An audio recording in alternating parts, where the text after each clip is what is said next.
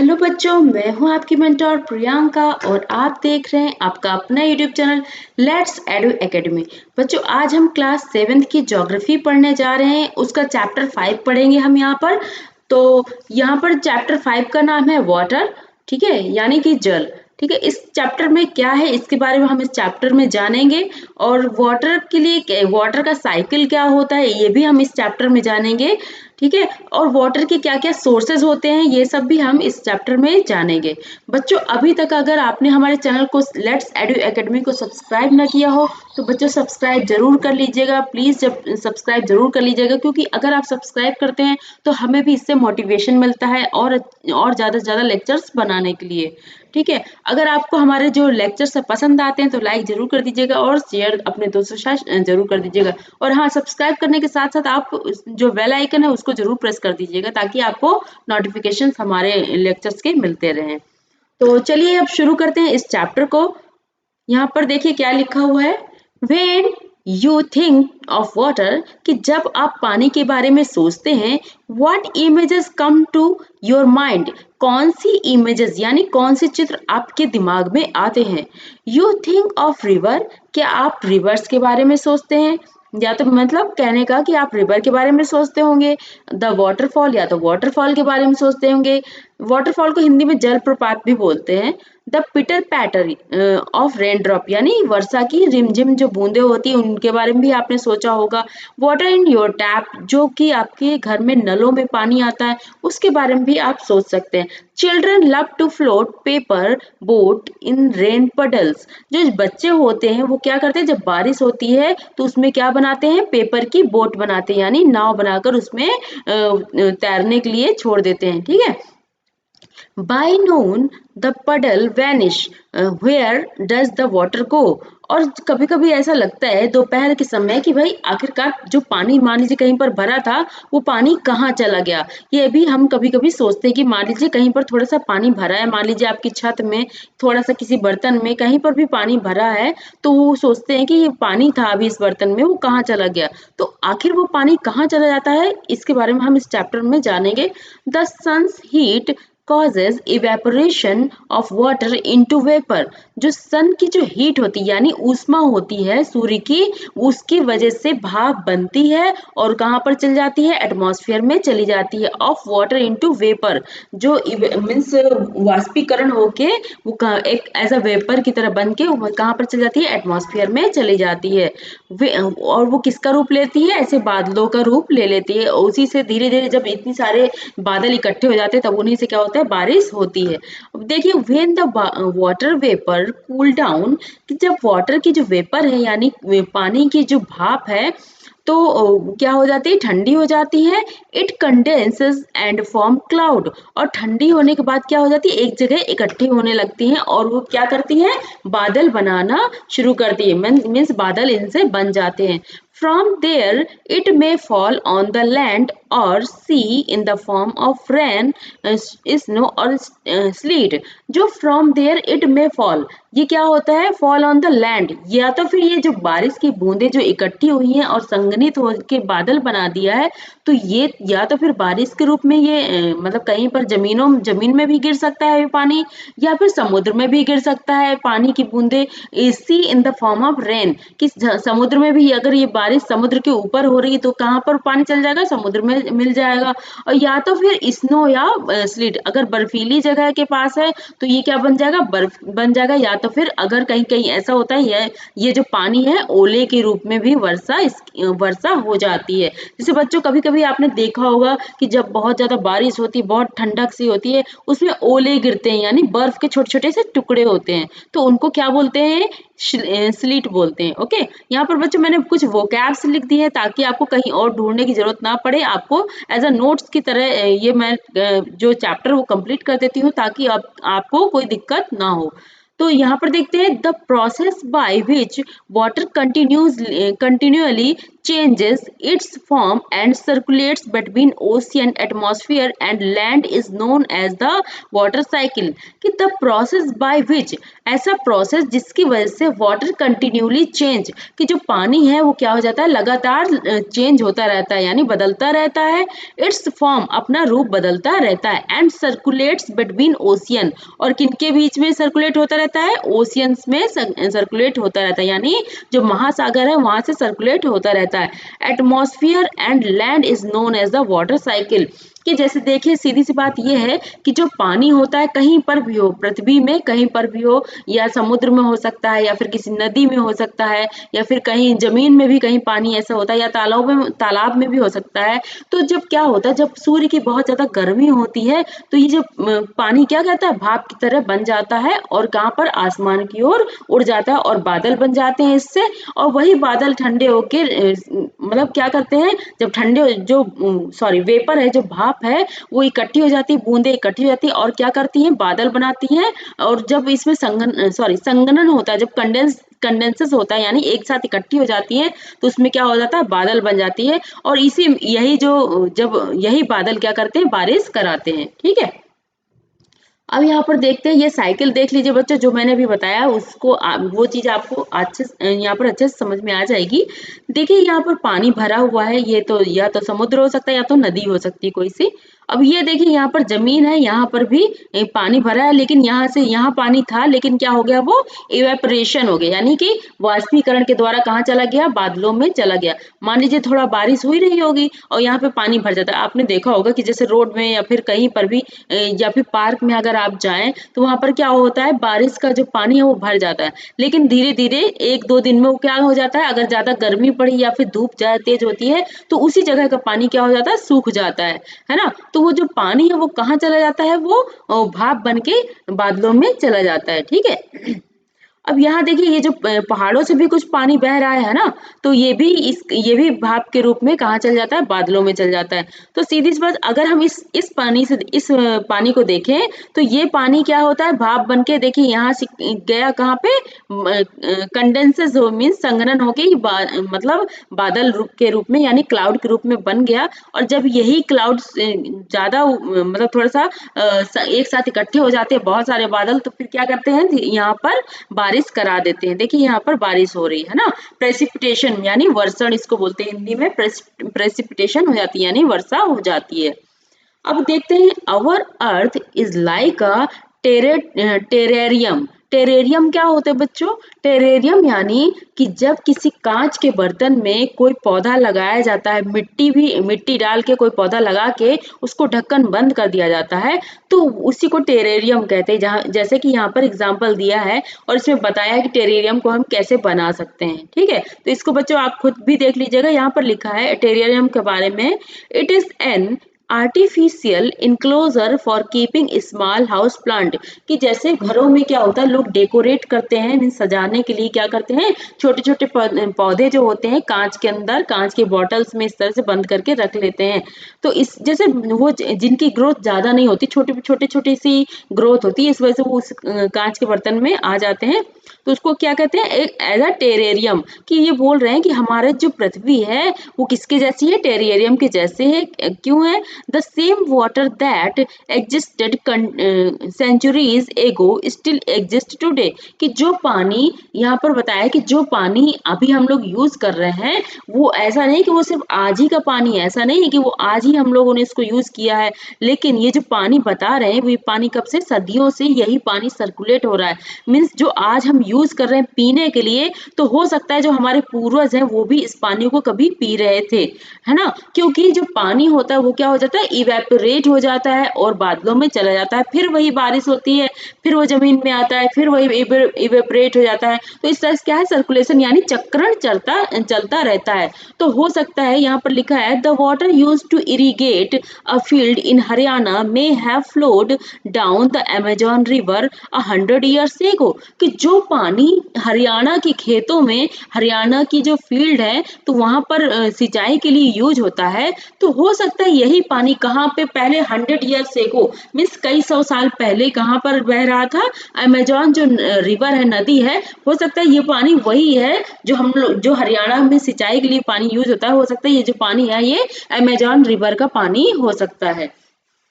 बच्चों समझ में तो आ रहा होगा कि ये लाइन आपको समझ में आई या नहीं आई, लेकिन मैं बता रही हूँ कि एक्चुअली क्या है, पानी तो चाहे जहाँ भी हो, अगर गर्मी हो तो क्या करेगा, उसको भाप की तरह बन जाएगा, वो बादलों में और बादलों में क्या हो जाए, बादलों में कन्वर्ट हो जाएगा। जब वो बादलों में कन्वर्ट हो जाएगा तो अगर हवा तेज चल रही है तो वही बादल क्या करते हैं, उड़ जाते हैं। जैसे मान लीजिए कभी बारिश के समय अगर आपने देखा होगा तो कभी कभी लगता होगा कि बहुत ज्यादा तेज बारिश होने वाली है, ऊपर बिल्कुल काले काले से बादल दिखते होंगे, लेकिन क्या होता है अगर अचानक से बहुत तेज से हवा चल जाती है तो वही बादल क्या हो जाते हैं, दूर उड़ जाते हैं। तो हो सकता है कि जो एमएच कहने का मतलब यही है कि जो हम लोग सिंचाई के लिए यूज कर रहे हैं पानी, हो सकता है कभी यही पानी अमेजोन रिवर के ऊपर अमेजोन रिवर का पानी वही हो, मतलब अमेजोन रिवर से क्या होगा, क्या हुआ होगा, वाष्प बन गई होगी, यानी भाप बन के आसमान में चला गया होगा, और वही बादल हो सकता है उड़ के इधर आ गए हो, हरियाणा में जो पानी यूज हो रहा है हो सकता है वही पानी हम यूज कर रहे हूँ। आई होप आपको समझ में आ गया होगा, नहीं समझ में आया तो आप कमेंट कर दीजिएगा, मैं समझा दूंगी, उसी में आपको बता दूंगी। The major sources of fresh water are the rivers, otherwise आप दोबारा से इसको समझ सकते हैं, इस बुक को पढ़ के या फिर मेरे जो लेक्चर उसको भी एक बार देख सकते हैं। The major sources of fresh water are the rivers, ponds, springs and glaciers, जो सबसे ज्यादा बड़े बड़े जो सोर्स है यानी स्रोत है किसके, फ्रेश वाटर के, यानी जो ताजा पानी है वो कौन कौन से स्रोत है, जैसे कि रिवर यानी नदी, पॉन्ड्स यानी तालाब, स्प्रिंग्स यानी जो स्रोत होते हैं, मतलब कुछ सोखते टाइप के बनाए जाते हैं वही, एंड ग्लेशियर, ग्लेशियर यानी ग्लेशियर का यानी हिमानी, जो समुद्र में सॉरी जो माउंटेन्स में क्या होती है, जो आइस माउंटेन्स होते हैं वहां पर क्या होते हैं, मीन्स माउंटेन में जो आइस जम जाती है, जो आइस की नदियां होती हैं, ऐसा वो ऐसी लगती है जैसे कि नदी जैसे बह रही है उसकी बर्फ की, तो उन्हीं को क्या बोलते हैं, ग्लेशियर्स बोलते हैं, यानी हिमानी बोलते हैं। बच्चों पिछले चैप्टर्स में मैंने इस ग्लेशियर के बारे में बहुत अच्छे से समझाया है, तो उन चैप्टर्स को अगर आपने देखा होगा तो आपको यहाँ पर समझ में आ गया होगा ग्लेशियर्स के बारे में। The ocean bodies and the seas contain salty water. जो ओशियन बॉडीज होती है, मतलब जितने भी महासागर होते हैं या फिर समुद्र होते हैं, वहां पर कैसा पानी पाया जाता है, साल्टी यानी नमकीन पानी पाया जाता है। The water of the oceans is salty or saline as it contains large, जो यहाँ पर एक बार देख लेते हैं क्या लिखा है, कि जो यहाँ पर the water of the ocean is salty, मतलब जो मीन्स महासागर है उनका पानी कैसा, नमकीन है या फिर सैलिन है, या फिर इसका मतलब सैलिन मतलब खारा है, as it contain large amount of dissolve salt, क्योंकि इसमें क्या है, बहुत ज्यादा मात्रा में नमक घुला हुआ है। नमक तो जानते हैं ना बच्चों, most of the salt is sodium chloride or the common table salt that you eat, कि जो ज्यादातर कौन सा नमक होता है वहां पर सोडियम क्लोराइड होता है, या फिर उसको आप कह दीजिए कॉमन टेबल साल्ट भी उसको कहते हैं, जो कि हम लोग खाने में यूज करते हैं। ठीक है, तो जो पानी है मोस्ट ऑफ द साल्ट, जो ज्यादातर जो नमक होता है वो क्या कहलाता है, सोडियम क्लोराइड ही कहलाता है। ठीक है, जो समुद्र में मिला होता है। अब यहाँ पर देखते हैं बच्चों, ये जो बॉक्सेस में जो लिखा है, मैं जब ये मेन कंटेंट कंप्लीट कर दूंगी उसके बाद ही बॉक्सेस के बारे में बताऊंगी आपको, जितने भी बॉक्सेस सभी के बारे में एक साथ बताऊंगी। तो अभी पहले इस मेन कंटेंट को पढ़ लेते हैं। डिस्ट्रीब्यूशन ऑफ वाटर बॉडीज, कि वाटर बॉडीज है जो उनका डिस्ट्रीब्यूशन वितरण कैसे होता है। We all know that 3/4 of the earth surface is covered by water, कि हम जैसा कि हम जानते हैं कि 3/4 भाग ऑफ द अर्थ मीन्स पृथ्वी का 3/4 भाग सरफेस जो है is covered by water, means जो पृष्ठ अर्थ है उसका वो किससे ढका हुआ है, पानी से ढका हुआ है। बच्चों इन ये जो छोटे छोटे पॉइंट्स आ रहे हैं यहाँ पर, इन सब चीजों के बारे में पिछले चैप्टर्स में आपको बहुत अच्छे से डिटेल से बताया जा चुका है, तो उन चैप्टर्स को जरूर सुन लीजिएगा। अगर आप इस चैप्टर को सुन रहे हैं तो उन पिछले चैप्टर्स को भी जरूर सुन लीजिएगा, ताकि यहाँ पर जो बातें हो रही हैं वो क्लियर हो जाए आपको। If there is more water then land on this earth, कि यदि देयर इज मोर वाटर की बहुत ज्यादा पानी है then land on this earth, why do so many countries face water scarcity, कि अगर पृथ्वी में इतना ज्यादा पानी है तो फिर हम पानी की किल्लत क्यों महसूस करते हैं, यानी पानी की जो दिक्कतें हैं वो हम क्यों महसूस करते हैं, क्यों ऐसा होता है कि कई कंट्री में पानी ही नहीं है। जैसे कि साउथर्न कंट्रीज जो हैं, जैसे जैसे दक्षिण कोरिया नहीं, जैसे कि साउथ अफ्रीका हो गया, वहां पर भी पानी की थोड़ा दिक्कत है। तो और भी हमारे इंडिया में भी बहुत ज्यादा, जैसे कि लातूर के बारे में, महाराष्ट्र में जो लातूर है वहां पर भी देखिए कितना पानी की दिक्कत है, बल्कि देखिए जो महाराष्ट्र है वहां पर समुद्र है। अब सोचिए इतना बड़ा समुद्र है, फिर भी वहां पर लोग पानी के लिए परेशान होते हैं। अगर आप कभी मुंबई में गए होंगे और कभी लोकल एरियाज में गए होंगे कहीं पर, तो देखा होगा वहां पर पानी की कितनी ज्यादा दिक्कतें होती हैं। तो यही है कि मतलब पानी, वही बात है कि पानी इतना सारा पानी भरा रखा है, लेकिन फिर भी हम पानी पीने के लिए परेशान है, अपने यूज के लिए परेशान है। तो एक्चुअली वो क्योंकि वो जो पानी है वो आपकी यूज का नहीं है, आपकी यूज का नहीं, जैसे कि बल्कि जैसे शिप चलती हैं जो समुद्र में, उन सब के लिए यूज का है, लेकिन आपके पीने के लिए और डेली यूज के लिए वो पानी नहीं है। हाँ, लेकिन अभी कुछ टेक्नोलॉजीज ऐसी आ चुकी हैं जिससे जो समुद्र का पानी है उसको भी क्लीन वाटर में कन्वर्ट किया जा सकता है, बट वो क्या है, बहुत ही कॉस्टली होता है, यानी बहुत ही महंगा होता है। Is all the water on earth available to us, कि मतलब is all the water on the earth available to us, कि जितना भी जो पानी है अर्थ में, क्या वो हमारे लिए अवेलेबल है।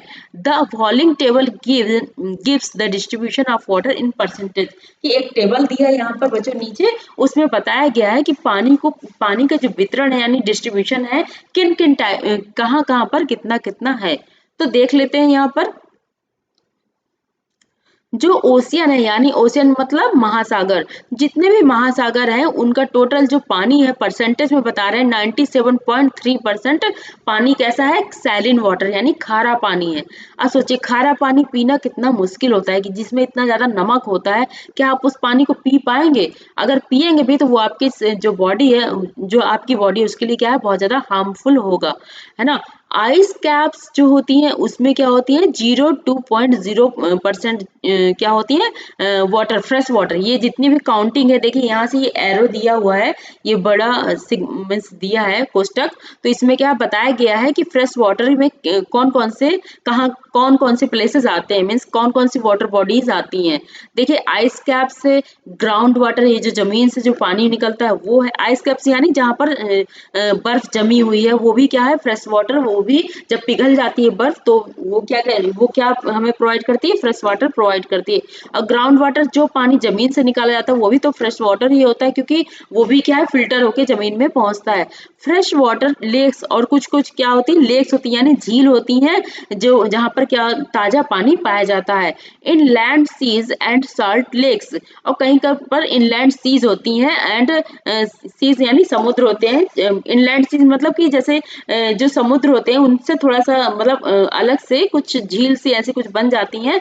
एंड सॉल्ट लेक्स, जो नमकीन जो झील होती हैं उनमें भी फ्रेश वाटर मतलब पाया जाता है। लेकिन ये जो जो समुद्र में जितना मीन्स खारा पानी पाया जाता है वो यहाँ पर इतना खारा नहीं होता, नॉर्मल सा खारा होगा, जिसको मे भी लोग यूज भी कर लेते होंगे, या फिर किसी फिल्टर को लगाकर भी लोग यूज कर लेते होंगे। एटमॉस्फेयर यानी जो वातावरण है उसमें भी जो बारिश होती है तो वो भी क्या होता है, फ्रेश वाटर होता है। और रिवर यानी जो नदियां हैं वहां पर भी फ्रेश वाटर होता है। तो इस परसेंटेज को आप याद रख सकते हैं, ये जो परसेंटेज दिया है कि कहाँ पर कितना पानी है और कितना पानी सैलिन वाटर है और कितना फ्रेश वाटर है, तो टोटल ये 100% हो चुका। Water distribution can be demonstrated by a simple activity, जो वाटर डिस्ट्रीब्यूशन है ये दिखाया गया है कि मतलब एक मतलब सिंपल एक्टिविटी के द्वारा दिखाया गया है। यहाँ पर एक एक्टिविटी दी गई है कि मतलब जैसे मान लीजिए कि एक बर्तन लीजिए, कोई बॉल लीजिए, सॉरी क्या बोलते हैं उसको, जस्ट 1 सेकंड, बाउल, हाँ, बाउल लीजिए, उसमें क्या करिए, थोड़ा सा पानी लीजिए और ज्यादा उसमें नमक डाल दीजिए। तो क्या होगा, जो बहुत ज्यादा गाढ़ा पानी हो जाता है और नमकीन पानी, तो क्या आप उस पानी को पी पाएंगे? नहीं पी पाएंगे। और वहीं अगर आप पानी, ज्यादा पानी में थोड़ा सा भी नमक मिलाएंगे तो वो आप पी सकते हैं, लेकिन अगर थोड़े पानी में ज्यादा नमक मिल जाए तो वो पानी आप पी नहीं सकते। तो ऐसा ही पानी कहाँ पर है, समुद्र में है, कि पानी तो कम है लेकिन वहां पर नमक की मात्रा ज्यादा है ना, कि मतलब फ्रेश वाटर तो कम है, साथ ही साथ उसमें नमक इतना ज्यादा है कि आप उस पानी को पी नहीं सकते हैं। जैसे कि लोग बोलते भी हैं कि ज़्यादा नमक नहीं खाना चाहिए, उतना ही खाना चाहिए जितना आपकी बॉडी के लिए यूज़ है। अदरवाइज़ क्या होता है, हड्डियाँ, जो बोलते हैं कि हड्डियाँ गल जाती ज़्यादा नमक से, ऐसा भी होता है ना। तो water is absolutely essential for survival, कि जो पानी है हम सबके लिए बहुत ज़रूरी है, वास्तव में हम सबके लिए बहुत ज़रूरी है सर्वाइव करने के लिए, यानी जीने के लिए।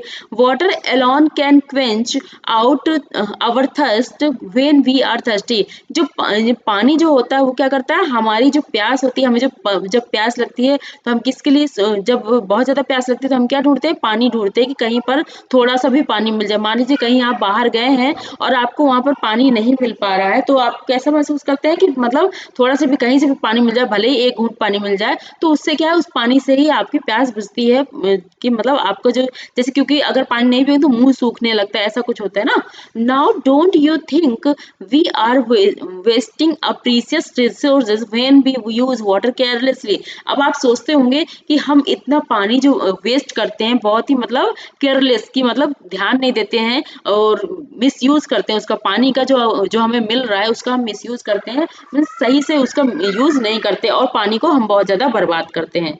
तो यही चीज है। अब आगे देख लेते हैं, ocean circulation. Means ocean circulation क्या है, कि जो महासागर है उसमें सर्कुलेशन कैसा होता है, इसके बारे में जानते हैं। There is something magical about walking bare feet on the sea shore, कि बहुत ज्यादा ये मैजिकल होता है, यानी बहुत अच्छा लगता है कि जब वॉकिंग बेयर, कि नंगे पैर जब चलते हैं, कहाँ पर, सी शोर, यानी कि जो समुद्र का तट होता है, जैसे यहाँ पर दिखाया गया, ये है समुद्र का तट। जस्ट 1 सेकंड, मैं पेन ले लेती हूँ। जो समुद्र का तट है वो ये है। There is something magical about, ये पढ़ चुके, the wet sand on the beach, कि जो गीली बालू होती है कहाँ पर, बीच पर, यानी समुद्र के जो किनारे होते हैं, ये जो ये है किनारे, इनको बीच बोलते हैं। The cool breeze, the sea bird and the smell of the salt in the air and music of the waves, everything is so fascinating. Fascinating मतलब कहने का ये है कि अगर आप जब कभी समुद्र के किनारे जाते हैं बीच पर, और वहाँ पर ठंडी हवाएं चलती हैं और बहुत छोटी छोटी चिड़िया होती है, जो बर्ड्स होती हैं वो भी वहाँ पर होती है, बहुत अच्छा लगता है।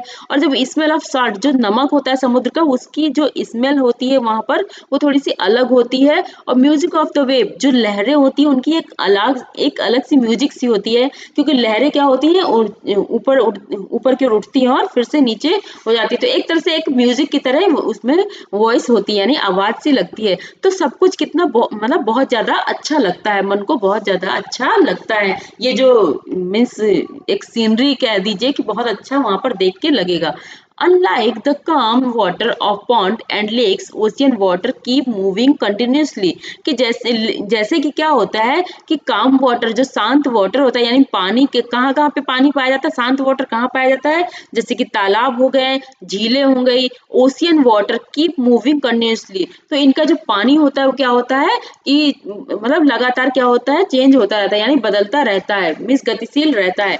इट इज नेवर स्टिल, कि ऐसा मतलब never still, the movement that occur in ocean can be broadly categorize as wave, tides and current. जो समुद्र का जो पानी होता है, तो द मूवमेंट, जो समुद्र के पानी में जो गति होती है, यानी मूवमेंट होता है, वो क्या क्या होते हैं, that occur in ocean can be broadly, उनको कैटेगराइज करा जाता है, यानी उनका वर्गीकरण किया गया है, किस कैसे कैसे, जैसे वेव, उन्हीं उन्हीं तरंगों को वेव भी कहा जाता है, मीन्स तरंगे कही जाती है। जब नॉर्मल चल रही होती तो उनको तरंगे कहते हैं, और जब थोड़ा सा बहुत मतलब बहुत ऊंची ऊंची लहरें उठती हैं और फिर नीचे की ओर जाती हैं तो उसको क्या बोलते हैं, टाइड्स, यानी ज्वार भाटा बोलते हैं। एंड करंट, यानी धाराएं होती हैं। तो इन सब चीजों की, इन तीनों के बारे में हम अभी आगे पढ़ने वाले हैं। ठीक है, यहाँ पर देखिए पैसिफिक ओशियन का जो यहाँ पर एक पिक्चर दी है, कि जो प्रशांत महासागर है उसके बारे में यहाँ पर देखिए, यहाँ पर शिप यहाँ पर मीन्स खड़े हैं समुद्र में, तो उसके बारे में यहाँ पर अभी हम पढ़ते हैं वेव्स के बारे में।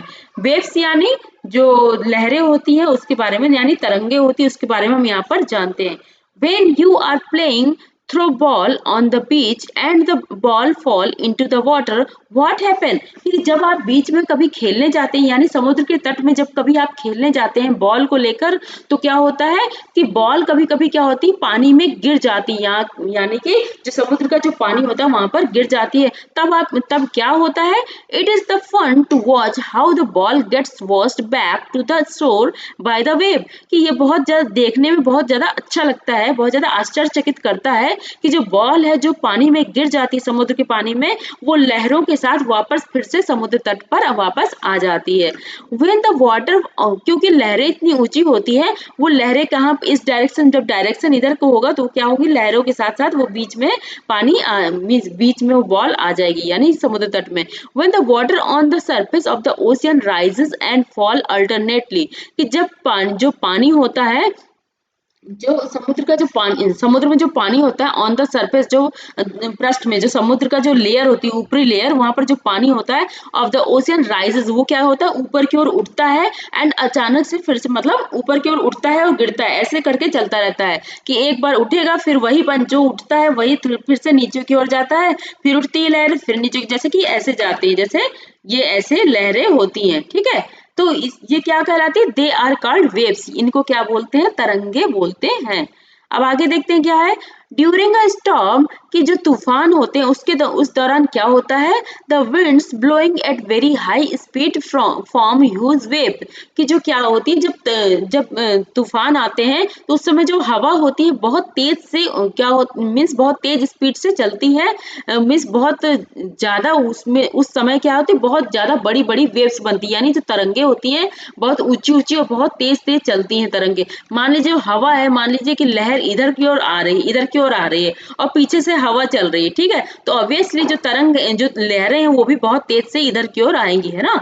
जैसे कि मान लीजिए आपके घर में कूलर चल रहा है, तो कूलर से जब हवा आती तो आपकी ओर आती है, तो उसी तरह से जो हवाएं होती हैं, तो इस जो जो हवा चलती है वो समुद्र की लहरों में पड़ती है, तो इससे क्या समुद्र की लहरें भी बहुत ज्यादा बड़ी बड़ी सी हो जाती हैं। द एन अर्थक्वेक, हाँ यहाँ पर दीज में कॉज ट्रिमेंडस डिस्ट्रक्शन, और ये जो लहरें हो ये क्या कहला ये कैसी होती हैं, ट्रिमेंडस डिस्ट्रक्शन, यानी कि जो बहुत ज्यादा भयानक रूप ले लेती हैं और बहुत ज्यादा विनाश करती हैं, जो बहुत, ये कब होता है जब स्टॉर्म आता है यानी तूफान आता है तब ऐसा होता है, क्योंकि तूफान के समय लहरें बहुत ज्यादा ऊंची ऊंची हो जाती हैं। An earthquake, a volcanic eruption, or underwater landslide can shift large amount of ocean water, कि जो अर्थक्वेक होता है यानी भूकंप होता है या फिर वोल्केनिक इरप्शन होता है यानी ज्वालामुखी का जो फट जाता है, विस्फोट हो जाता है, और अंडर वाटर लैंडस्लाइड, या तो फिर समुद्र के नीचे क्या होता है लैंडस्लाइड हो जाता है, जो समुद्र के नीचे जो मिट्टी होती है वो क्या होती है, जैसे कि ये यहाँ पर माउंटेन देख लीजिए, माउंटेन में जो भी मिट्टी है या फिर पत्थर है जब ये ढह जाता है नीचे की ओर तो उसको क्या बोलते हैं, लैंडस्लाइड बोलते हैं। तो इसी तरह से समुद्र के नीचे जो अंडर वाटर होता है वहां पर लैंडस्लाइड्स होती है, can shift large amount of ocean water, वो क्या करती है शिफ्ट कर देती है, मतलब एक जगह से जहां पर ज्यादा गहरा होगा तो पानी किधर की ओर होगा, उधर की ओर ही जाने लगता है पानी। जैसे मान लीजिए आप अपने घर में ही देख लीजिए कि जहाँ किसी चीज में रखिए पानी और उसको थोड़ा सा टेढ़ा कर दीजिए, तो जिधर की ओर गहरा होगा उधर की ओर पानी इक्वल होने की कोशिश करेगा।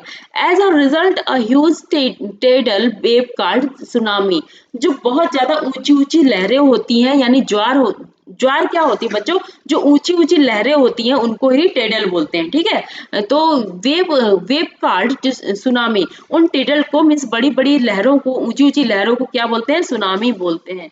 सुनामी के बारे में बच्चों आपने सुना ही होगा कि कभी कभी न्यूज़पेपर में तो आपने जब कहीं कहीं पे सुनामी होता है, जैसे कि यही अभी शायद आइसलैंड मतलब कहीं पे हुआ था अभी ऐसा ही, और यहाँ पर भी हुआ था, जैसे अंडमान निकोबार में भी ऐसा हुआ था, सुनामी बहुत ज्यादा आई थी। That may be as high as 15 metre is formed, ये कितनी कितनी ऊंची होती है, मीन्स 15 मीटर से भी ऊंची हो सकती हैं। The largest tsunami ever measured was 150 metre, की जो सबसे ऊंची जो सुनामी आई थी, मीन्स सबसे बड़ी जो सुनामी आई थी, तो वो कितनी कितनी ज्यादा ऊंची थी, 150 यानी 150 मीटर ऊंची, उसकी मीन्स जो हाइट होती है, जो लहर होती है उसकी हाइट सोचिए 150 मीटर ऊंची, इतनी ऊंची लहर आई थी। These waves travel at a speed of more than 700 kilometre. और ये जो वेव्स होती हैं उस समय जो तरंगे होती है, सोचिए ऊंची ऊंची तरंगे होगी तो ऑब्वियसली जब वो नीचे गिरेगा तो वो भी तो काफी दूर का एरिया कवर करेगा ना। तो वही चीजें यहाँ पर बच्चों, एक सेकंड मैं इसको थोड़ा सा इरेज कर देती हूँ। हाँ, तो जस्ट 1 सेकंड। हाँ, these waves travel at a speed of more than 700। वो जो waves होती हैं, जो तरंगे होती हैं 700 किलोमीटर पर घंटे की रफ्तार से चलती है, मतलब more than 700 kilometre mean 700 kilometre per hour के हिसाब से चलती है। The tsunami of 2004 caused wide spread damage in the coastal areas of India. जो 2004 में सुनामी आई थी coastal areas of the India, यानी भारत के जो तटीय क्षेत्र है वहां पर सुनामी जो आई थी बहुत ज्यादा उसने क्या करा था, डैमेज करा था, यानी बहुत ज्यादा नुकसान पहुंचाया था। The Indira point in the Andaman and Nicobar island got submerged after the tsunami. Means जब सुनामी आई थी 2004 में, Indira point in the Andaman, तो इंदिरा पॉइंट कहाँ पर है, जो अंडमान निकोबार में इंदिरा पॉइंट है, तो वो क्या हुआ था, submerge after the tsunami. Tsunami आने के बाद वो क्या हुआ था, डूब गया था। सोचिए इतना ज्यादा वहां पर इतनी ऊंची ऊंची लहरें आई थी। बच्चे ये जो ये यहाँ पर दिया है एक स्टोरी सुनामी के बारे में, तो ये हम बाद में पढ़ेंगे क्योंकि ये भी एक तरह से मेन एक बॉक्स है। ओके, तो ये बॉक्सेस के बारे में हम बाद में पढ़ेंगे, अभी हम पहले मेन कंटेंट के बारे में जान लेते हैं। अब ये है टाइड्स। टाइड्स मतलब ज्वार भाटा इसको बोलते हैं। ज्वार भाटा के बारे में बच्चों आपने सुना होगा, तो अब यहाँ पर आप इसके बारे में डिटेल से पढ़ेंगे आखिर ज्वार और भाटा होता क्या है। The rhythmic rise and fall of ocean water twice in a day is called a tide। कि क्या होता है, जब एक तरह से दिन में जो दिन होता है उसमें दिन में 2 बार, मतलब the rhythmic rise and fall, कि मतलब ऊंची लहरें उठती हैं और फिर गिरती हैं। ओशियन वाटर जो महासागर के पानी में, ट्विस्ट इन अ डे एक दिन में 2 बार, इज कॉल्ड टाइड। मतलब कि कहने का मतलब ये है कि जो ऊंची ऊंची लहरें एक दिन में 2 बार जो होती हैं तो उसको क्या बोलते हैं, टाइड कहते हैं, यानी ज्वार कहते हैं। इट इज जो सबसे ऊंची ऊंची जो ये लहरें ऊपर की ओर जाती हैं इसको बोलते हैं टाइड, और जब ये नीचे की ओर आती है इनको क्या बोलते हैं, देख लेते हैं। It is high tide when water covers much of the shore by rising to its highest level.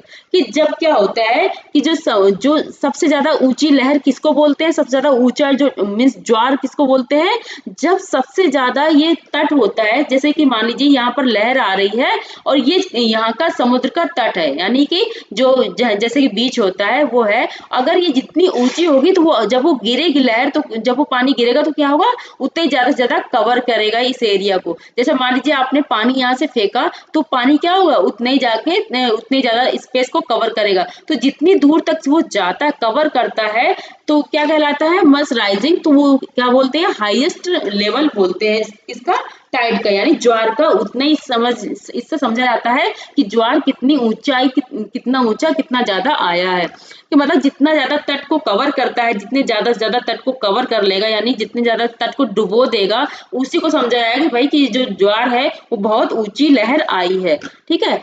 It is low tide when water fall to its lowest level and recedes from the shore। कि जब क्या होता है, पानी धीरे धीरे तट की ओर उतरने लगता है, मीन सॉरी समुद्र की ओर उतरने लगता है तट से, तो उसको क्या बोलते हैं, भाटा कहते हैं, यानी लो टाइड बोलते हैं। ओके, तो चलिए अब आगे देखते हैं। शोर, बच्चे यहाँ पर शोर लिखा है, शोर का मतलब तट होता है, समुद्र का जो तट होता है। ओके, चलिए अब आगे देख लेते हैं।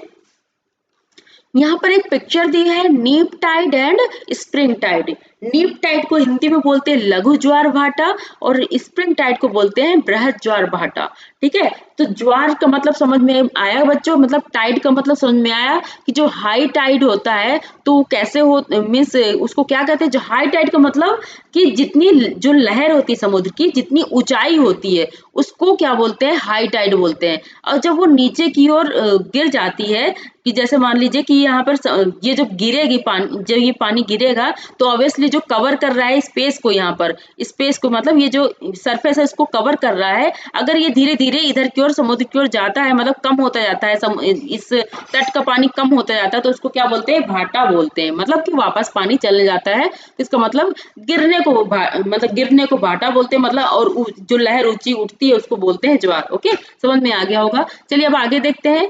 The strong gravitational pull exerted by the sun and the moon on the earth's surface causes the tide. कि जो सबसे ज्यादा जो स्ट्रॉन्ग ग्रेविटेशनल फोर्स होता है किसका, सन का और जो मून का, कहाँ पर, अर्थ में, यानी अर्थ की जो सरफेस होती है यानी पृथ्वी का जो पृष्ठ होता है, तो उसकी वजह से क्या उसकी वजह से ही ज्वार भाटा आते हैं। ओके, तो यहाँ पर हम पढ़ेंगे आगे कि the water of the earth closer to the moon get pulled under the influence of the moon's gravitational force and cause high tide. कि जब क्या होता है, हाई टाइड कब होता है, सबसे ऊंची लहरें कब आती हैं, जब ग्रेविटेशनल फोर्स ज्यादा होता है। The water of the earth closer to the moon, कि जो अर्थ का जो पानी होता है, जैसे समुद्र, मान लीजिए यहाँ पर देखिए, ये जो जैसे अर्थ है और जो पानी है ये यहाँ से मून के जस्ट पास पड़ता है, तब उस समय क्या होता है, ग्रेविटेशनल फोर्स इतना ज्यादा होता है कि वो जो पानी है ऊपर की ओर, जैसे मान लीजिए कोई चीज आप खींच रहे हो, तो इसी तरह मून भी पानी को खींच रहा होता है अपनी तरफ, तो इस तरह से क्या है, लहरें भी उतनी ऊंची होती है। जितना ज्यादा ग्रेविटेशनल फोर्स होगा यानी गुरुत्वाकर्षण जितना ज्यादा होगा उतनी ऊंची लहरें होती हैं। तो अब यहाँ पे देखते हैं, during the full moon and new moon day the sun the moon and the earth are in the same line. कि जब फुल मून डे होता है, देखिए यहाँ पर देखिए, फुल मून का मतलब पूर्णिमा होता है, और न्यू मून का मतलब न्यू मून डे यानी उसको अमावस्या कहते हैं हिंदी में।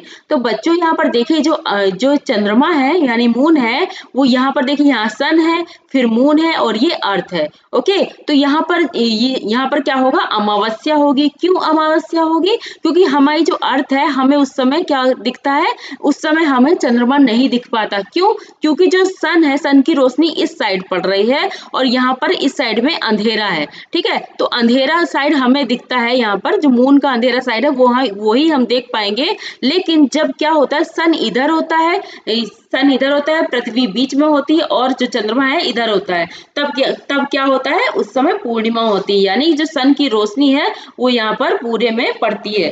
ठीक है, तो उस समय क्या होता है, उस समय क्योंकि जो ये सन की रोशनी है वो यहाँ पर इस पृष्ठ में पड़ रही है, जो पृथ्वी से दिख रहा है उस पृष्ठ में सन की रोशनी पड़ रही है, तो इस तरह से हमें लगता है कि वो पूर्णिमा है, यानी पूरा चंद्रमा जब हमको दिखता है। तो देखिए, इस समय जब स्प्रिंग टाइड के समय होता है, स्प्रिंग टाइड के समय सबसे ऊंची लहरें होती हैं। ठीक है, स्प्रिंग टाइड मतलब बृहद ज्वार भाटा तभी आता है जब ये कंडीशंस होती हैं, तब सबसे ज्यादा ऊंची ऊंची लहरें आती हैं। ओके, अब यहाँ पर देख लेते हैं क्या है, these tides are called spring tides. ये जो ऊंची ऊंची लहरें, इनकी वजह से जब ये ऐसी कंडीशंस होती हैं, दो कंडीशंस हैं, जब ऐसी, यहाँ पर देखिए अमावस्या है और यहाँ पर क्या है, यहाँ पर ये अमावस्या है, यहाँ पर पूर्णिमा है। ठीक है, जब ये दो कंडीशंस होती हैं, उस समय जो समुद्र में जो लहरें होती हैं वो बहुत ऊंची ऊंची होती हैं। ओके, अब यहाँ पर देख लेते हैं, but when the moon is in its first and last quarter the ocean water get down in diagonally opposite direction by the gravitational pull of sun and moon resulting in low tide। कि कहने का मतलब ये है कि low tide यानी कि जो छोटी छोटी जो लहरें होती हैं, छोटी छोटी जो ऊंचाई वाली लहरें होती हैं, वो कब होती हैं, मीन्स बड़ी ऊंचाई वाली लहरें कब आती है, तो आपको पता चल गया इस कंडीशन में, मीन्स इस टाइम पे जब ऐसी कंडीशंस होती तभी बड़ी ऊंची ऊंची लहरें आती हैं। लेकिन जो छोटी छोटी लहरें आती समुद्र में, वो किसकी वजह से आती है, जब ये सन यहाँ पर होता है और ये अर्थ है और ये मून है, तो चतुर्थांश, यहाँ पर बोला प्रथम और चतुर्थांश में जब होती, चतुर्थांश का मतलब कोऑर्डिनेट इसमें होता है। जस्ट 1 सेकेंड, इसको मैं थोड़ा सा इसको समझा देती हूँ आपको कि क्या होता है एक्चुअली। कोऑर्डिनेट अगर किसी बच्चे ने पढ़ा होगा तो उसमें देखा होगा, इसको फर्स्ट चतुर्थांश बोलते हैं, इसको सेकंड चतुर्थांश, इसको थर्ड और इसको फोर्थ। ठीक है, तो ऐसे ही बोलते हैं कि यहाँ पर जो फर्स्ट होता है, तो जस्ट 1 सेकेंड, हाँ ये फर्स्ट यहाँ पर बोल रहे हैं, जस्ट 1 सेकेंड, इसको थोड़ा सा इरेज ही कर देती हूँ, 1 सेकेंड बच्चों। हाँ, यहाँ पर बोल रहे हैं कि कहाँ गया, हाँ, but when the moon in the first, हाँ, but when the moon is in the first and last quarter, कि जब पहले और चौथे चतुर्थांश में होते हैं, मतलब कि लास्ट क्वार्टर में होते हैं। चतुर्थांश का मतलब कि चौथाई भाग, मान लीजिए पृथ्वी को 4 पार्ट में ऐसे डिवाइड कर दीजिए, तो वही चीज चतुर्थांश का मतलब ये पार्ट, ये पार्ट, ये पार्ट और ये पार्ट, कि जब यहाँ पर होता है, जब, अरे यार, जस्ट 1 सेकेंड, हाँ, जब ये जो डायगोनली मतलब कि तिरछा ऐसे बनता है, तब ये क्या होता है, जब ये चीज़ देख लीजिए, सन यहाँ पर है, मून यहाँ पर है, जब ऐसे तिरछी लाइन बनती है यानी डायगोनली बनती है, ठीक है? तब वो क्या कहलाते हैं, तब इस समय क्या होती है, लहरें जो होती हैं वो छोटी आती हैं, ठीक है? तो अब आगे देखते हैं इसमें क्या है, बच्चों समझ में आ गया होगा कि जो ऊँची-ऊँची लहरें होती हैं वो कब आती हैं, जब वो छोटी लहरें होती हैं कब आती हैं, जब डायगोनल ऐसे टेढ़ा ऐसे ये जो अगर इससे लाइन खींचा जाए, अगर ऐसी तिरछी होगी, तब इसका मतलब क्या होता है, उस समय जो लहरें होती हैं वो छोटी होती हैं। चलिए अब आगे देखते हैं इसमें क्या है। अगर मैं कोऑर्डिनेट समझाने लगूँ तो काफ़ी टाइम लग जाएगा, इस वजह से मैंने थोड़ा-सा शॉर्टकट में आपको समझा दिया है। अब इसमें देख लेते हैं क्या है। कहाँ गया जस्ट, इसमें समझाने की वजह से यही होता है कि समझाने में फिर इधर-उधर हो जाता है। अपोजिट डायरेक्शन ग्रेविटेशनल फोर्स, हाँ, क्योंकि ग्रेविटेशनल फोर्स उस समय कम लगता है ना बच्चों। ग्रेविटेशनल फोर्स का मतलब क्या होता है, जैसे जमीन, जैसे मान लीजिए कोई चीज़ जमीन में गिर जाए, नहीं मतलब आप कोई चीज़ जमीन मीन्स आपके हाथ से कोई चीज़ छूट जाती है, वो कहाँ जाती है, जमीन में, क्या जमीन में ही गिर जाती है। वो क्यों गिर जाती है, वो किसकी वजह से गिरती है, जमीन में, क्योंकि ग्रेविटेशनल फोर्स होता है ना, यानी गुरुत्वाकर्षण होता है, मीन्स एक फोर्स, एक बल होता है जिसकी वजह से कोई भी चीज़ आपके हाथ में होगी, अगर गिरती है तो सीधे जमीन में ही गिरती है, ऐसा नहीं कि आसमान में उड़ जाती है ना। तो ऐसा ही होता है कि जो ग्रेविटेशनल फोर्स इसमें इसमें लहरें क्यों इतनी तेज आती हैं, क्योंकि जो इसमें सन का जो ग्रेविटेशनल फोर्स है, यानी जो गुरुत्वाकर्षण है, बहुत ज्यादा है। और फिर उसके बाद जैसे सन है, सन किसको खींच रहा है, मून को खींच रहा है, और मून किसको अट्रैक्ट किसको खींच रहा है, जो यहाँ पर अर्थ में पानी है। तो इससे क्या है, बहुत तेज, अब सोचिए इस टाइम पे क्या होता है, सबसे ज्यादा जो ग्रेविटेशनल फोर्स है पृथ्वी पर लगता है ना। और इस कंडीशन में भी यही हाल होता है, और इसी वजह से क्या होता है, जो लहरें होती है बहुत ऊंची ऊंची उठती हैं, ठीक है। अब आगे देख लेते हैं इसमें क्या है। और ये जो छोटी छोटी लहरें होती हैं, जो यहाँ पर मैंने बताया, तो उनको क्या बोलते हैं, नीप टाइड्स बोलते हैं। यहाँ पर देखिए लिखा है, नीप टाइड मतलब लघु ज्वार बोलते हैं। अब आगे देखते हैं, high tides help in navigation. जो ऊंची ऊंची जो लहरें होती हैं यानी ज्वार होते हैं, उस वो किसके लिए फायदेमंद होती है, नौ संचालन यानी कि नेविगेशन, जो समुद्र में शिप चलते हैं उनके लिए वो बहुत ही फायदेमंद बेनिफिशियल होते हैं। They raise the water level close to the shore. वो इसकी वजह से जो समुद्र का जो तट होता है वहां तक बहुत ही आराम से पानी जो होता है वो चला जाता है समुद्र तट में। इसकी वजह से क्या होता है, जो नेविगेशन है वो भी बहुत अच्छे से चलता है। This help the ship to arrive to at the harbour more easily. कि हाँ, कहने का मतलब यहाँ पर ये है कि जब ऊंची लहरें होती हैं तो समुद्र तट में पानी भरा हुआ होता है, तो समुद्र तट में जो बंदरगाह बने होते हैं जहाँ पर शिप को खड़ा किया जाता है, तो उस पानी की वजह से बहुत ही आराम से उस बंदरगाह में जो शिप होती या फिर नाव होती उनको आराम से खड़ा किया जा सकता है, उनको इतना ज्यादा खींचने की जरूरत नहीं पड़ती। मोर easily the high tides also help in fishing. जो हाई टाइड्स होती है, जो ऊंची ऊंची लहरें होती है, वो किस चीज के लिए बेनिफिशियल होती है, बहुत ही फायदेमंद फिशिंग के लिए भी होती है, यानी मछली पकड़ने के लिए भी, मत्स्य पालन के लिए भी बहुत ज्यादा इंपॉर्टेंट होती हैं। Many more fish come closer to the shore during the high tide. कि भाई जब इतनी ऊंची ऊंची लहरें होंगी, अब फिर जब वो गिरेंगी, कवर करेंगी, तो कितने एरिया कवर कर लेती है, बहुत ज्यादा जो तट होता है उसको कवर कर लेती हैं। तो जो जो समुद्र की जो मछलियां हैं वो भी तो तट में आ जाती है ना। तो वही चीज बोल रहे हैं, this enables fisherman to get a plentiful catch. इसकी वजह से जो फिशरमैन होते हैं, जो मछली पकड़ते हैं, उन लोग के लिए बहुत ही आसान हो जाता है मछली पकड़ना। The rise and fall of water due to tides is being used to generate electricity in some places. कहीं कहीं पर जो ये पानी जो ज्वार होते हैं, इस ज्वार की वजह से कहीं कहीं पर बिजली भी बनाई जाती है। कुछ कुछ ऐसे प्लेसेस होते हैं जहाँ पर इसकी वजह से जो समुद्र की लहरें होती है जब उठती हैं और गिरती हैं, इसकी वजह से इलेक्ट्रिसिटी भी कहीं पर मीन्स जनरेट करी जाती है। अब आगे देख लेते हैं इसमें क्या लिखा है। ओशियन करंट्स की, समुद्र की जो महासागर में जो धाराएं होती हैं, वो धाराएं क्या होती है, जैसे आपने अभी पीछे ऊपर पढ़ा था कि जो वेव्स होती हैं और जो टाइड्स होते हैं और ओशियन करंट्स होते हैं, मीन्स वाटर, जो समुद्र का पानी है एक्चुअली 3 पार्ट में डिवाइड करके उन्होंने बताया था। तो वही चीज हम थर्ड पार्ट पढ़ रहे हैं ओशियन करंट्स के बारे में। Ocean currents are streams of water flowing constantly on the ocean surface in definite direction। कि समुद्र का जो महासागर का जो पानी होता है, जब एक डायरेक्शन में यानी कि एक दिशा में बहता है, तो उसको क्या बोलते हैं, ओशियन करंट बोलते हैं। ओके, द ओशियन करेंट्स में बी वार्म और कोल्ड। जो ओशियन करंट होता है यानी कि ओशियन की जो लहरें होती है, महासागर की जो धाराएं होती हैं, धारा मतलब क्या होता है बच्चों, जैसे कि जैसे नदी की धारा बोलते हैं ना, कि मतलब नदी का जो पानी होता है एक ही डायरेक्शन में बहता है, वैसे ही जब महासागर का पानी एक डायरेक्शन में बहता है तो उसको क्या बोलते हैं, ओशियन करंट बोलते हैं। तो ओशियन करंट, वो जो ओशियन करंट होता है यानी समुद्र की जो धाराएं होती हैं वो गर्म भी हो सकती हैं और ठंडी भी हो सकती हैं, ठीक है। अब ये गर्म और ठंडी कब होती है इसके बारे में जान लेते हैं। Generally the warm ocean currents originate near the equator and move toward the poles. कि जब कभी ऐसा होता है कि जब वार्म ओशियन करंट होते हैं वो कहाँ से जनरेट होता है, नियर द इक्वेटर, जो भूमध्य रेखा होती है, जैसे कि ये पृथ्वी है, इसके जस्ट बीचों बीच जो यहाँ पर डॉटेड लाइन एक तरह से इमेजिन करा गया है उसको ही इक्वेटर यानी भूमध्य रेखा या फिर विषुवत रेखा बोला गया है, ठीक है। तो जब वहां से पानी, इस विषुवत रेखा से पानी ध्रुवों की ओर जाता है, ध्रुव मतलब ये जो नॉर्थ पोल है और ये साउथ पोल है, कि जब ऐसे पानी जाता है कि इस इक्वेटर से पानी पोल्स की ओर जाता है तो वो पानी कैसा होता है, गर्म पानी होता है, ठीक है। समुद्र की जो धाराएं होती है वो गर्म होती हैं।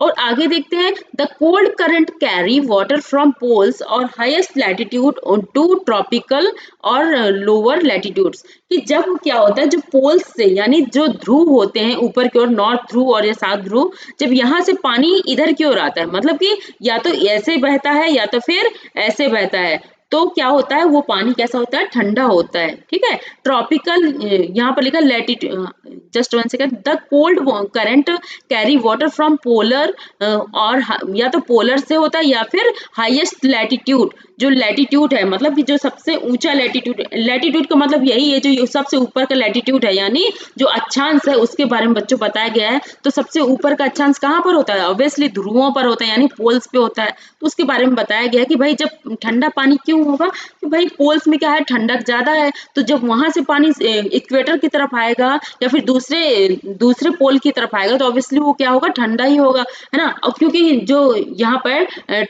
ट्रॉपिकल एरिया है, जो मीन्स जो यहाँ पर उष्णकटिबंधीय एरिया है, तो उष्णकटिबंधीय एरिया में क्या होता है, गर्मी ज्यादा होती है, तो गर्मी ज्यादा होगी तो पानी भी तो वहां का गर्म होगा ना, तो उसको क्या बोलेंगे, जो मीन्स उसको वार्म वाटर बोलेंगे। और जो पोल से पानी इक्वेटर या फिर नीचे साउथ पोल्स तक जाता है उसको क्या बोलते हैं, कोल्ड वाटर कहते हैं, ठीक है।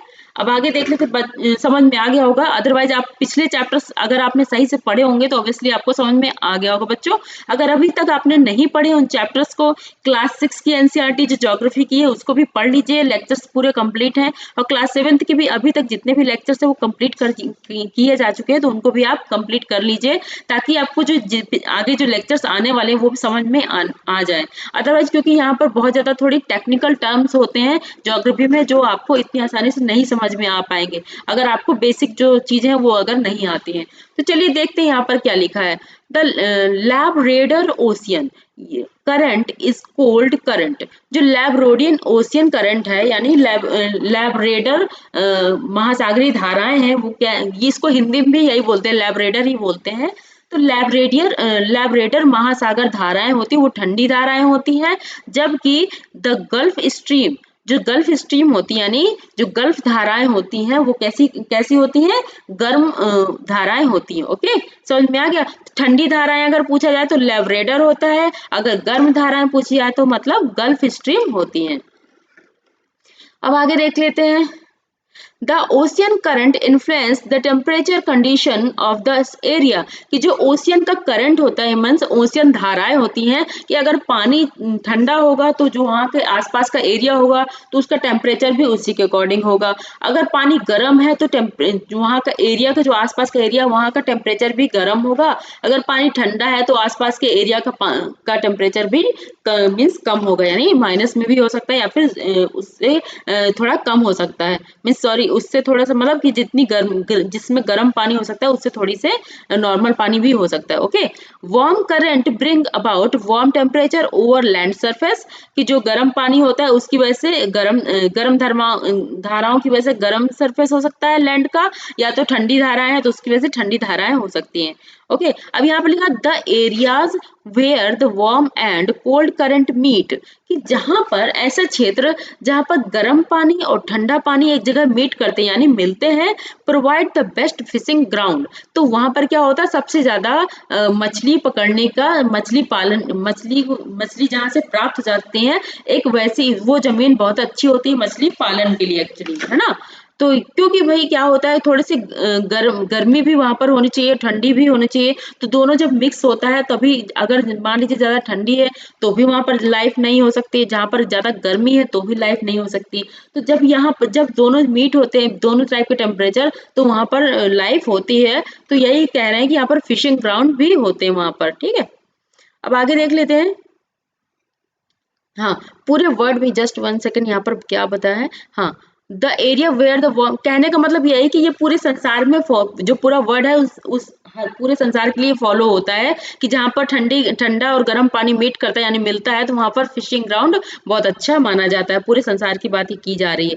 बच्चे यहाँ पर देखिए, यहाँ पर करंट, कोल्ड करंट और वार्म करंट के बारे में बताया गया है कि जो कोल्ड करंट है ये ब्लू कलर से दिखाया गया है, और जो वार्म करंट है वो रेड कलर से दिखाया गया है। ओके, और ये जो डॉटेड लाइन आप देख सकते हैं, इसको इक्वेटर बोलते हैं, यहाँ पर लिखा भी है इक्वेटर, ठीक है। और जस्ट ऊपर की ओर अगर देखा जाए तो ये नॉर्थ पोल इधर की ओर होगा, और अगर देखा जाए तो यहाँ पर नीचे की ओर तो साउथ पोल होगा। साउथ पोल एक्चुअली ये जो 0 डिग्री है ये साउथ पोल हो जाएगा, और जो ऊपर का 0 डिग्री है ये नॉर्थ पोल हो जाएगा। ओके, तो जब यहाँ से ये जो धाराएं हैं, देखिए ये जो धाराएं ऊपर की ओर बह रही हैं, तो ये कैसी धाराएं होंगी, गर्म धाराएं होंगी, मतलब वार्म करंट होगा। और जब ये जो पानी है यहाँ से पोल से यहाँ की ओर जाएगा, पोल से इक्वेटर की ओर जाएगा। देखिए ये जो पानी, देखिए पोल से इक्वेटर की ओर जा रहा है, तो ये कैसी धाराएं होंगी, कोल्ड करंट्स कहलाएंगे। ओके, समझ में आ गया होगा। अब आगे देख लेते हैं।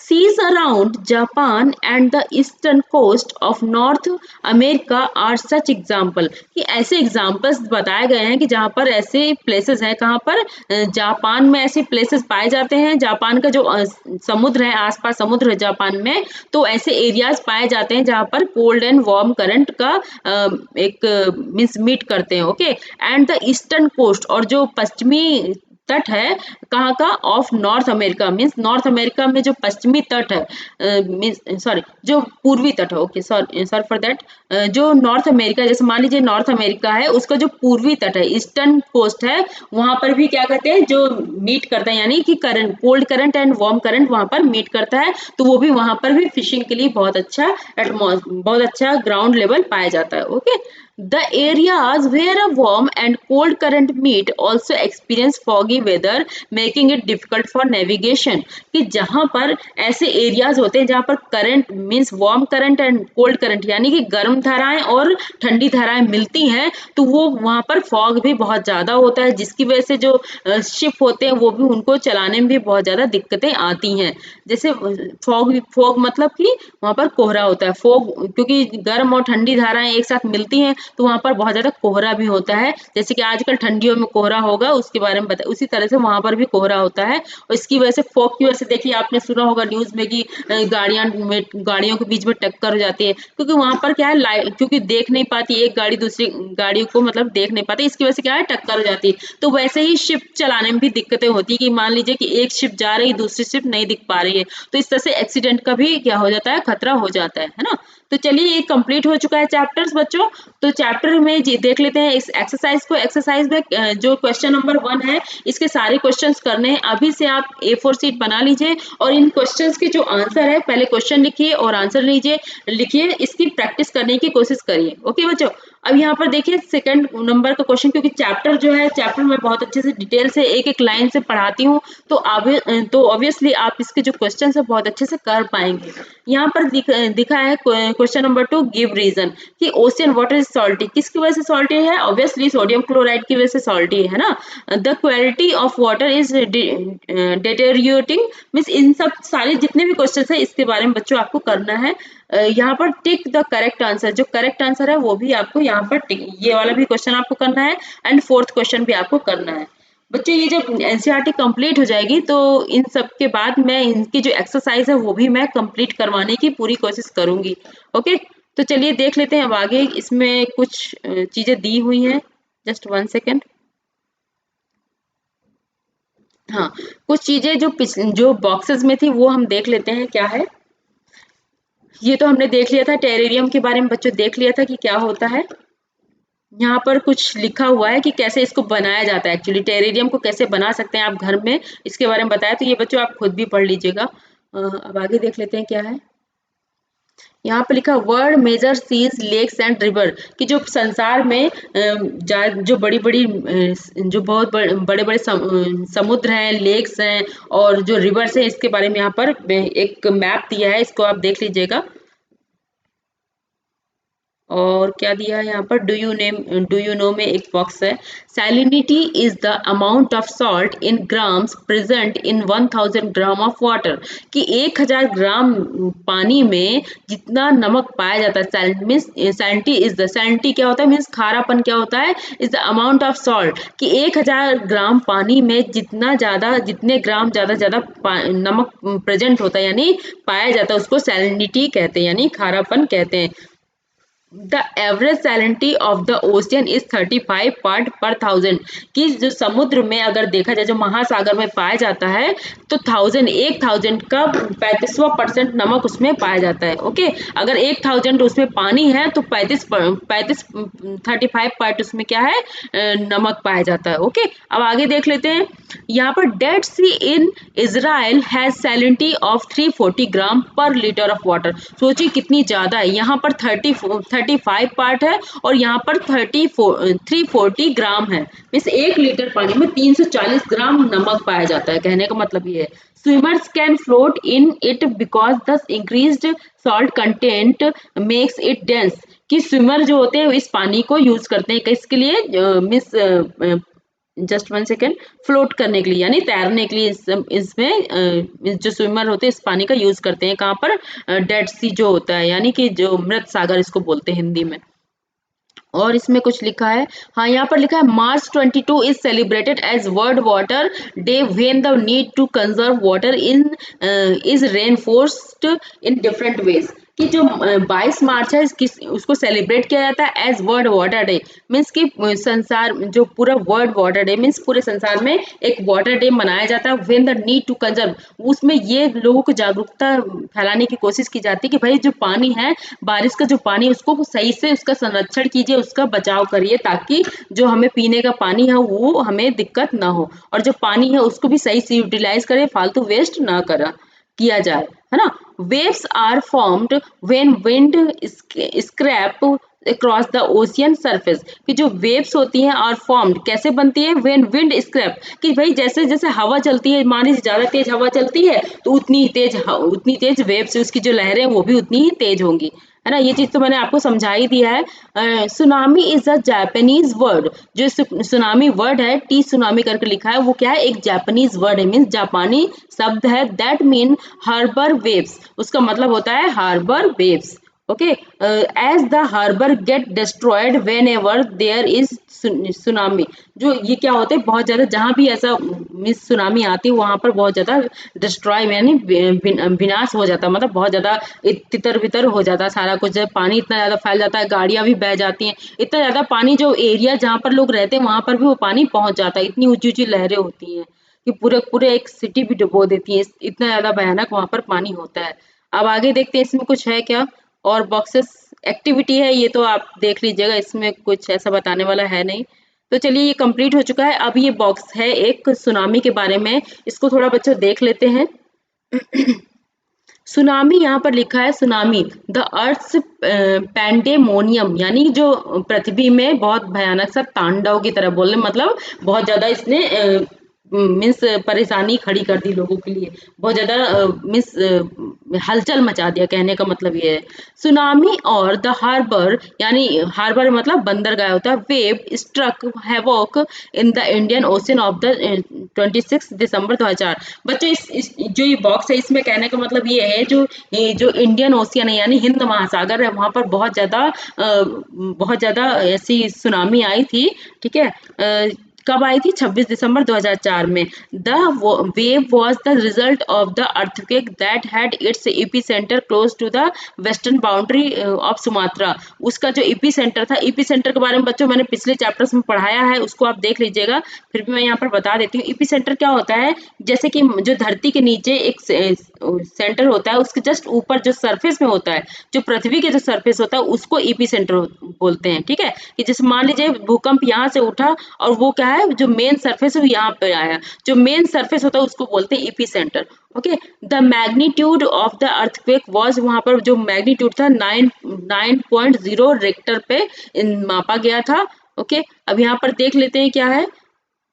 हाँ, and as the Indian plate went under the Burma plate, उस समय जब ये भूकंप आया था समुद्र में, ठीक है, तो क्या हुआ था, जो इंडियन प्लेट है वो किसके नीचे चली गई थी, जो बर्मा प्लेट होती है उसके नीचे चली गई थी, जो इस भूकंप की वजह से। There was a sudden movement of the sea floor, जो समुद्र का जो फ्लोर था, समुद्र का जो तल था, उसमें क्या अचानक से क्या हो गया, मूवमेंट यानी गति हो गई, कॉजिंग द अर्थक्वेक, किसकी वजह से, भूकंप की वजह से। The ocean floor was displaced by about 10 to 20 metre and tilted in downwardly direction, जो ओशियन की जो जमीन थी, जो ओशियन के नीचे जो होती है जमीन, तो वो क्या है 10 से 20 मीटर तक नीचे की ओर झुक गई थी, और जहां जैसे झुका तो वहां पे पानी भी उसी ओर जाने लगा, है ना। A huge mass of ocean water flowed to fill in the gap, बहुत सारा पानी उस जो गैप जो झुक गया था जमीन, तो उस पानी उस प्लेस को भरने के लिए उधर की ओर बहने लगा।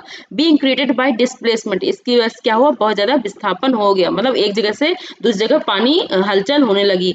This marked the withdrawal of the water mass from coast line of the land masses in the south and South Asia after thrusting of the Indian plate below the Burma plate, the water mass rushed back toward the coastline.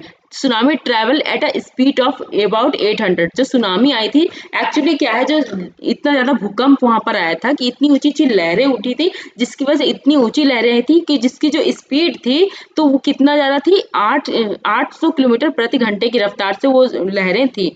Okay, अब यहाँ पर देखिए थोड़ा नीचे देख लेते हैं, इसमें क्या है, मेन चीजें हैं उसमें देख लेते हैं, बाकी ये सारी चीजें वही होगी, कितनी ऊंचाई पर था, कितना लोग को डिस्ट्रॉय हुआ, ये सारी चीजें देख लिए, आप देख लीजिएगा। In India the worst affected were the coastal area of Andhra Pradesh, Tamil Nadu, Kerala, Puducherry and Andaman and Nicobar. इस जो भूकंप की वजह से क्या हुआ था, अंडमान आंध्र प्रदेश भी उससे क्या हुआ था, प्रभावित हुआ था, कोस्टल एरिया जो है तमिलनाडु का भी, और केरला का, पुदुचेरी का, अंडमान निकोबार का, इन सबका क्या है, जो तट होते हैं वो सारे प्रभावित हुए थे। while the earthquake cannot be predicted in advance, it is possible to give a 3 hour notice, कि मतलब जो ये जो अर्थक्वेक है वो 3 घंटे पहले से जो समुद्र में आता है, तो क्या है 3 घंटे पहले से दिया जाता है, इसका प्रेडिक्ट किया जा सकता है। ठीक है, तो पोटेंशियल सुनामी, अगर जब सुनामी आने वाली होती है उसको 3 घंटे पहले से प्रेडिक्ट किया जा सकता था।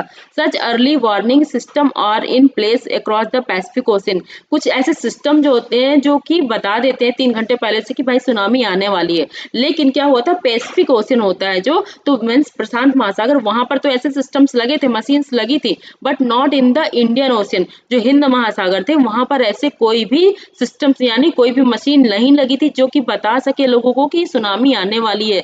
अदरवाइज अगर ये जो मशीन है वो लगी होती, वो सिस्टम्स लगे होते, तो शायद लोग भी वहां के जागरूक होते और उन्हें पता होता कि सुनामी आने वाली है, तो वो उस हिसाब से कुछ व्यवस्था कर लेते। Tsunamis are rare in the Indian Ocean, क्योंकि सुनामी जो इंडियन ओशन में आई थी उस समय, तो क्या मीन्स हिंद महासागर में जो सुनामी आई थी उस समय, तो क्या था, बहुत कई 100 साल हो चुके थे, लोगों मतलब कभी लोगों ने देखा ही नहीं था। है, tsunami are rare in India, कभी मतलब बहुत कम ही ऐसा हुआ होगा कि शायद कभी आया हो गया। As a seismic activity is less compare to the Pacific, कि मतलब अगर आया भी होगा तो छोटा मोटा आया होगा, लेकिन इतना ज्यादा नहीं आया होगा। तो पैसिफिक ओशन में ज्यादा प्रॉब्लम्स होती है, इसलिए सिस्टम्स वहां पर ज्यादा लगाए गए, बट इंडियन ओशन में इतने ज्यादा नहीं आता, इसलिए कभी किसी ने सोचा ही नहीं था कि ऐसा भी कभी हो सकता है। The tsunami that ravaged the South and Southeast Asian coast in December 2004 is the most devastating tsunami in the last several hundred। जो 2004 में सुनामी आई थी, बहुत भयानक सुनामी थी। द लास्ट, इसकी वजह से बहुत ज़्यादा नुकसान हो गया था, प्रॉपर्टी के लिए और लोगों के लिए, सबके लिए बहुत ज़्यादा नुकसान हो गया था।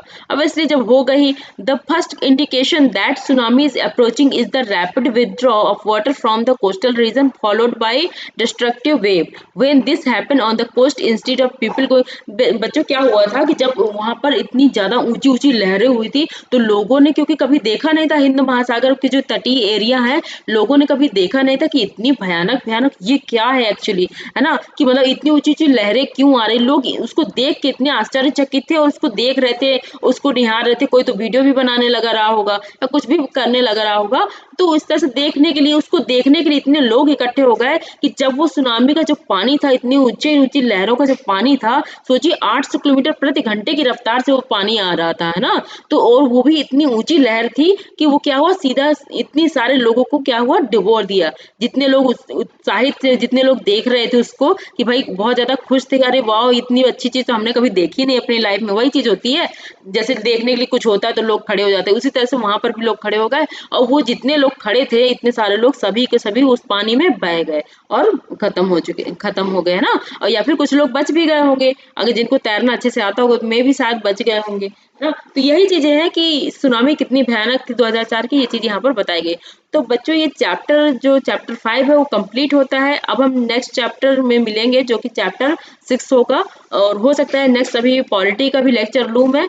तो जल्दी ही पॉलिटी और जो ज्योग्राफी है क्लास 6 एंड 6 की तो कंप्लीट हो चुकी है, 7th की भी जल्दी ही कंप्लीट होने वाले हैं, क्योंकि 4 लेक्चर्स ही बाकी है दोनों के, तो जल्दी ये कंप्लीट हो जाएगा। और जो हिस्ट्री होगा, जब ये पॉलिटी एंड ज्योग्राफी है क्लास 10 लेवल तक मैं कंप्लीट करा दूंगी, फिर मैं हिस्ट्री का एक साथ ही करवाऊंगी, ठीक है। ताकि क्या है, हिस्ट्री का जो होता है थोड़ा सा बेसिक बहुत अच्छे से लोगों को, मतलब बच्चों आप लोग को आना चाहिए, क्योंकि हिस्ट्री का बहुत ज्यादा पार्ट होता है। क्योंकि प्राचीन हो गया, फिर मध्य हो गया, तो उसको एक फ्लो में अगर करवाएंगे तो वो ज्यादा बेटर होगा, आपको जल्दी अच्छे से समझ में आएगा। तो चलिए बच्चों, मिलते हैं अब हम नेक्स्ट लेक्चर में। Thank you class. अगर आपको हमारे लेक्चर्स पसंद आते हैं तो लाइक कर दीजिएगा और सब्सक्राइब जरूर कर दीजिएगा, ताकि हमें मोटिवेशन मिलता रहे और हम आपके लिए लेक्चर्स बनाते रहें। Thank you class.